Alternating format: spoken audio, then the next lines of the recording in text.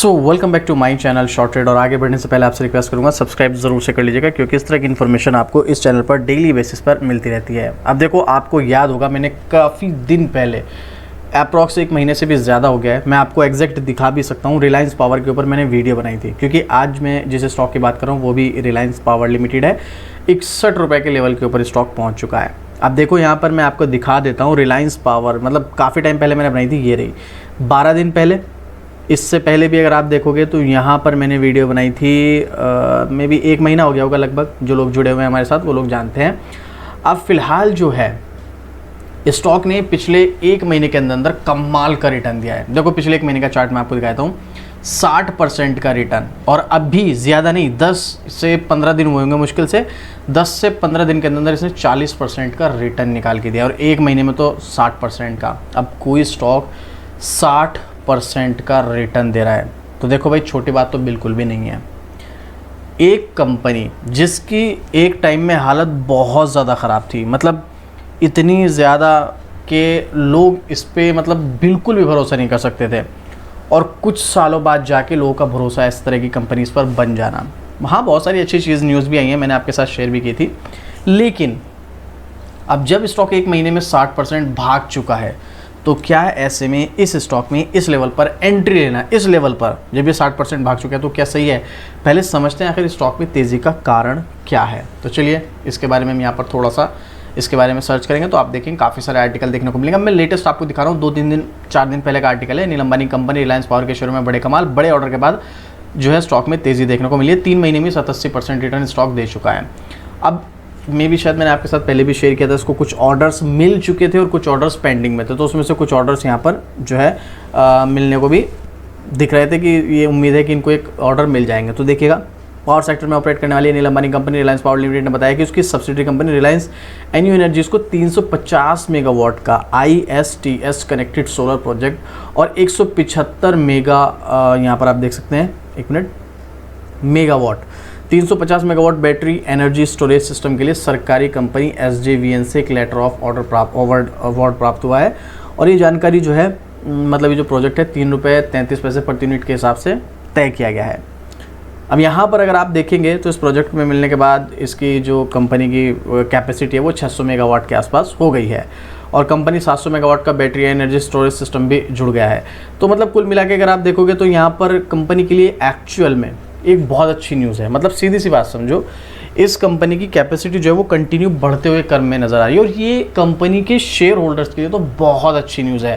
भाई कंपनी की कैपेसिटी बढ़ रही है, रेवेन्यू बढ़ रहा है, सीधा सीधा नेट प्रॉफिट बढ़ेगा। नेट प्रॉफिट बढ़ेगा तो कंपनी पर लोगों का इंटरेस्ट भी बढ़ेगा, जहाँ पर FII भी आएंगे, DI भी आएंगे, इन्वेस्टर भी आएंगे, कंपनी पर भरोसा दिखाएंगे और कंपनी की ग्रोथ होगी। तो ये क्या हुआ, कंपनी के लिए एक बहुत ज़्यादा पॉजिटिव न्यूज़ हुई। वहीं पर इसी के साथ साथ आप देखोगे तो यहाँ पर इसके अलावा FII भी यहाँ पर अपनी हिस्सेदारी को बढ़ा रहे हैं। आप देख सकते हैं FII बढ़ा रहे हैं। होल्डिंग किसकी बात हो रही है? रिलायंस पावर लिमिटेड की बात हो रही है। इसमें फॉरेन इंस्टीट्यूशनल इन्वेस्टर के साथ डोमेस्टिक इंस्टीट्यूशनल इन्वेस्टर और म्यूचुअल फंड, मतलब एक हो गया कि सिर्फ FII इंटरेस्ट ले रहे हैं, सिर्फ FII नहीं भाई, यहाँ पर FII के साथ साथ DI और इसके अलावा म्यूचुअल फंड्स भी काफ़ी तेज़ी से इसमें रुचि दिखा रहे हैं। ये सब चीज़ें पॉजिटिव साइन हैं जो हमें इशारा कर रही हैं कि भाई ये कंपनी में अगर FII, DI और म्यूचुअल फंड का इंटरेस्ट बढ़ रहा है तो डेफिनेटली कुछ ना कुछ तो चांस है कि ये कंपनी आने वाले टाइम में हमको एक अच्छा रिटर्न दे सकती है। मतलब ये तो दे दिया इसने पिछले 1 महीने में 60% का रिटर्न, वो तो अलग चीज़ है, लेकिन अब भी और आगे भी ये कंपनी एक अच्छा रिटर्न देने का दम रखती है। और ये सब चीज़ें मैं अपनी तरफ से नहीं बता रहा हूँ, ये सारा डेटा जो है ना पब्लिक डोमेन में ऑलरेडी इंटरनेट पर अवेलेबल है, आप चाहें तो खुद भी जाकर देख सकते हैं। चलो अभी थोड़ा सा और समझते हैं। यहाँ पर 31 दिसंबर 2024 में FII की होल्डिंग 12.95 पर थी, वहीं 31 मार्च 2025 के बाद FII की होल्डिंग बढ़कर 13.21% हो गई है। इसके अलावा यहाँ पर 31 मार्च 2024 के बाद DI और म्यूचुअल फंड की होल्डिंग जो है 3.13% हो गई है, और जो मतलब करके बढ़ा करके इन्होंने 3.13% कर लिए, लगभग 0.38% के आसपास इनकी होल्डिंग बढ़ी हुई यहाँ पर नजर आई है। इसके अलावा इतना ही नहीं, Q4 में भी इसकी परफॉर्मेंस जो है वो ज़बरदस्त देखने को मिली। अब सब कुछ पॉजिटिव नज़र आ रहा है, तो अब मैं नहीं बताऊंगा, आप लोग मुझे कमेंट करके बताइएगा आपके अकॉर्डिंग इस लेवल पर इस स्टॉक में ये सब न्यूज़ देखने के बाद भाई इसको ऑर्डर भी मिल रहे हैं, FII भी इंटरेस्ट दिखा रहा है, DIB इंटरेस्ट दिखा रहा है, क्वार्टर रिजल्ट भी दमदार है, कंपनी के डेट को लेकर भी मैं आपके साथ पहले ही शेयर कर चुका हूँ, पूरी तरीके से डेट फ्री की तरफ भी कंपनी जा चुकी है। तो मतलब इतना कुछ पॉजिटिव हो रहा है और कंपनी की परफॉर्मेंस भी लगातार हमें अच्छी देखने को मिल रही है। तो क्या ऐसे में इस स्टॉक में इन्वेस्टमेंट करना चाहिए, ये आप मुझे कमेंट करके बताइएगा। हाँ, डिस्क्लेमर के साथ एक बात ज़रूर बोलूँगा, ये सब चीज़ें मैं आपके साथ शेयर कर रहा हूँ, ये सब डेटा ऑलरेडी अवेलेबल है, लेकिन मेरा मोटिव ये नहीं कि आप मेरे कहने पर इस स्टॉक में एंट्री लो, क्योंकि कभी कभी क्या होता है, अगर मैं ये सब चीज़ें शेयर कर रहा हूँ और बहुत सारे लोग ये चीज़ देखने के बाद इस लेवल पर एंट्री लेंगे और पता चला इस लेवल से स्टॉक में आ गई गिरावट 5-10%, 20% की, फिर क्या होगा? बहुत से लोग तो शॉर्ट टर्म या स्विंग ट्रेड के लिए स्टॉक में एंट्री लेते हैं ना, तो वो क्या करेंगे, उनका तो लॉस हो जाएगा। इसीलिए ये सब चीज़ें अच्छी हैं, बट इनका इम्पैक्ट आपको थोड़ा सा लंबे समय में देखने को मिलेगा, शॉर्ट टर्म में नहीं मिलेगा। शॉर्ट टर्म में देखो भाई ऑलरेडी मिल चुका है ना, एक महीने में 60% रिटर्न दे चुका है, इससे ज़्यादा क्या चाहिए? बहुत सारी कंपनीज इतना रिटर्न एक साल में भी नहीं देती, उसने इतने एक महीने के अंदर अंदर दिया है। और हाँ, ये भी चीज़ ध्यान रखना, स्टॉक अगर इतनी तेज़ भाग रहा है तो देखो बहुत सारे लोग ऐसे होंगे जो यहाँ पर प्रॉफिट बुकिंग करेंगे। भाई जिन्होंने प्रॉफिट बनाया है, शॉर्ट टर्म के लिए लिया था, वो प्रॉफिट बुक करके भी तो जाएंगे, तो यहाँ पर छोटी मोटी प्रॉफिट बुकिंग भी आएगी, उसके लिए भी आपको तैयार रहना है। तो ये सब चीज़ों का इम्पैक्ट आपको लॉन्ग टर्म के पर्पज़ से पड़ने वाला है। बाकी देखो आपकी मर्जी, आपको जैसे भी ठीक लगता है, आप जो भी ठीक लगे आपको उस हिसाब से आप इसमें एंट्री एग्जिट कर सकते हैं। मार्केट कैप इसका 25,000 करोड़ के आसपास पहुंच चुका है, आप नाम पढ़ सकते हैं, रिलायंस पावर लिमिटेड। अब जरा एक बार इसका टेक्निकल चार्ट और देख लो, ये रहा इसका टेक्निकल चार्ट। वैसे तो देखो स्टॉक में अप ट्रेंड है, मैं आपको पहले भी शेयर कर चुका हूँ, लेकिन आप साथ ही साथ देखोगे स्टॉक जब भी हाई लगाता है उसके बाद नीचे भी गिरावट होती है। यहाँ पर आप देखो स्टॉक ने यहाँ पर हाई लगाया, गिरावट हुई, यहाँ पर हाई लगाया, गिरावट हुई, यहाँ पर हाई लगाया तो यहाँ से भी गिरावट होगी। लेकिन ओवरऑल अगर आप देखोगे तो ये स्टॉक कैसे है, बढ़ते हुए क्रम में है।